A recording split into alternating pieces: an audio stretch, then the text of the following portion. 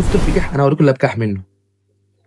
الشعب السوداني المحترم أنتم فوق راسي، أنتم أخواتنا مش لاجئين، بس الأشكال القذرة دي لازمًا تتجاب ولازمًا تتحاسب، سواء بقى العيال اللي حرقوا العربيات أو أو العيال برضُك اللي راحوا أجروا شقة في إسكندرية واتعدوا على اللي بيأجر لهم، اللي هو مصر بالمناسبة، والولد اللي طالع يقول لنا إحنا هنحتل مصر وهناخد من نسلكم.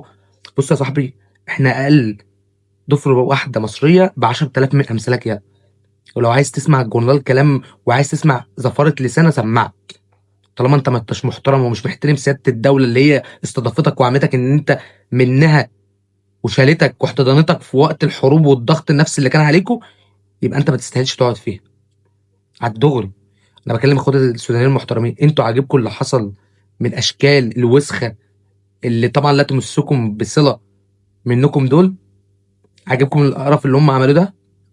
ردوا عليّا. في الأول وفي الآخر أنا طالع أقول إن الأشكال دي لازمًا تتجاب، أنا مش باقول بقى ترحيل اللاجئين، لا، لأ، الناس دي اخواتنا والناس ديّة طبعًا فوق راسنا، بس المحترم منهم، قليل الأدب وحياة أم ما ليك عند إلا المداس، مداس الشبشب. أنت عرفت أهو، السلام عليكم.